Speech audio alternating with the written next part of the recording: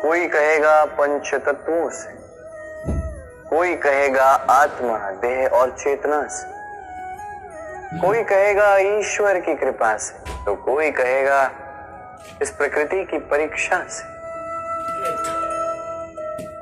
नहीं, व्यक्ति का निर्माण होता है विश्वास। व्यक्ति तभी होगा जब व्यक्तित्व होगा, है कि? और व्यक्तित्व तभी बनेगा और वैसा ही बनेगा जैसा विश्वास आप स्वयं पर रखें। यदि आप विश्वास करते हैं कि आप विष बनेंगे तो आप विषैले ही बनेंगे। यदि आप विश्वास करते हैं कि आप अमृत बनेंगे तो आप अमर ही हो जाएंगे। यदि आप स्वयं पर विश्वास रखते हैं कि आप संसार के सबसे ऊंचे पर्वत के शिखर तक पहुंच सकते हैं तो आप अवश्य पहुंचेंगे।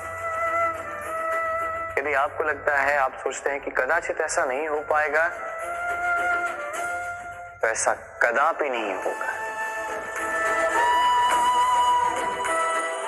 सोचिए, विश्वास में विश्ववास करता है, आपका अस्तित्व क्यों नहीं करेगा?